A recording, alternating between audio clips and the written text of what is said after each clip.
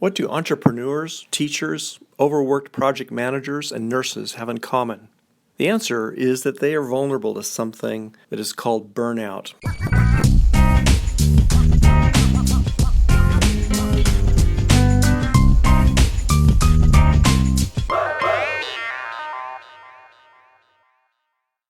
Welcome to the Steps and Tools podcast. This is episode number 8. I'm Dr. Greg Hamlin, and today we're going to look at what is burnout and have a much more clear concept. It's pretty easy to have it sneak up on you if you don't understand what it is.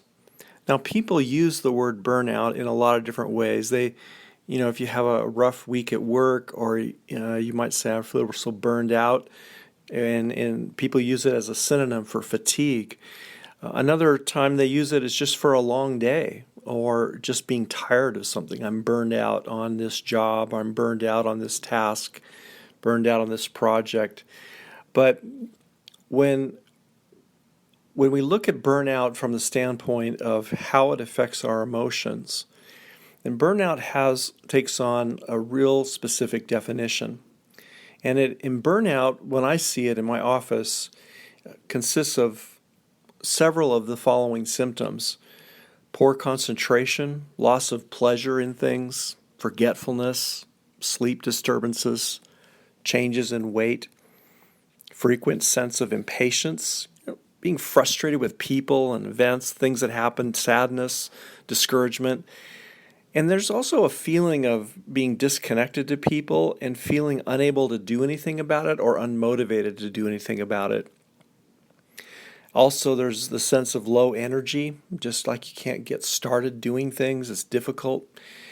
And then there's this overarching feeling of frustration that you can't snap out of it. Everything you've ever learned about how to get your mood back in tune doesn't work. Nothing seems to work. Now, these are really the symptoms of clinical depression. So are we just using a different word to talk about depression and calling it burnout? Well, the answer is yes and no. Yes, these are the symptoms of depression, and yes, burnout includes a clinical depression. But no, because burnout is a type of depression that has a very specific cause, and we'll get to that in a moment.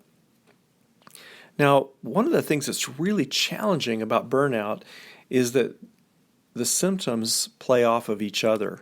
It's as if you have this waterfall of unpleasant emotions and unpleasant experiences that cascade down, level after level, ledge after ledge of hard rocks, and this cascading burnout waterfall. It may start with sleep problems, and then that moves to the next level down to just a negative perspective on everything, and then that pushes you more into just irritability and anger. And then all of that leads to fatigue. You're not sleeping well, you've got a negative perspective, things are stressful because you're more irritated. And then there's the disconnection from people, so you start to feel more unsupported and kind of alone. And then it leads to a desperate feeling of just like you're hanging on by your fingernails, hanging on for dear life, just trying to get through the day. And then finally, all of these things just create more worry because you don't feel able and up to handling things as well as you usually do. Burnout is not just in your head. Burnout is a change to your physiology. It is the changing of the brain into a new baseline of your mood, and it's a chemical change in the way your brain functions. That's why no matter what causes depression, whatever the cause is, the result is always something that is chemical, because the brain undergoes a change, and that's why it's so difficult to get out of it. But burnout is something that affects not only the brain, but it results in a lot of other physical symptoms, in addition to just the fatigue of working long hours, not getting exercise, that sort of thing. And that's because depression brings with it its own aches and pains and creates actual real physical symptoms. Now, oftentimes people don't realize they're in a burnout until they see the physical symptoms. But if you want to be emotionally intelligent and you're a hard worker, and that's going to be something you're going to be doing for several years, then it's probably a good idea to learn how to recognize burnout before it actually hits the point of exhaustion and before your physical symptoms get too much in the way of what you're doing. So let's look now at what causes burnout. Burnout, in a nutshell, is caused by prolonged stress, chronic stress that won't let up. Now, the thing about stress is it's not harmful to us if it has breaks and if we have times of rest in between intervals of stress. So, it's like the zebra that runs away from the lion. And if the zebra doesn't get eaten by the lion, the zebra's going to go back to grazing. And so the huge adrenaline rush of panic and stress is followed by a period of rest. But we humans in modern life, we tend to have this kind of low grade or higher grade stress going all the time. And even when doesn't feel unpleasant, it may be good stress, but it's still keeping our adrenaline system going. And the little margins of life where, you're used to not be on the phone in the car or you used to not be on your laptop on the plane, those margins that give rest have kind of gone away. And our lifestyles become one of constant stress. Now, when what causes burnout is not just prolonged stress for several hours or days, but it's weeks and months. When you've been under stress for several weeks and months, that's when the brain starts to shut down and tilt into a depression. Let's look at a couple of examples. Take the example of a middle-aged entrepreneur. Let's call him Jake. He got out of college and he started working for a company. He worked 60, 70 hours a week. He was successful. Because he was effective, he got assigned more and more things. The hours just kept getting longer. And this continued a pattern that actually started in college because Jake was a gifted student and he shined above other students. And so he got extra projects and he had extra things to do and he had a mind that was always buzzing and everything was go, go, go, and he just didn't stop very often. But now Jake gets to be 10 years into his work life and he realizes that his motivation is just evaporating. He realizes that he's just cranky and irritable and grouchy, that he just has a negative view of his job, of people, of the future, and he starts just getting very cynical. Maybe he gets some self-help tapes and starts to practice positive affirmations or tries to hype himself up, but none of that stuff seems to stick. He just can't get back to the mindset that he used to have. Well, Jake is sliding into burnout. Or take a teacher, an elementary school teacher or high school teacher. Let's call her Lisa, and she works less hours than others in terms of the time she's at the school, but she takes her work home with her, and she spends her evenings with lesson planning and grading papers, returning phone calls to parents.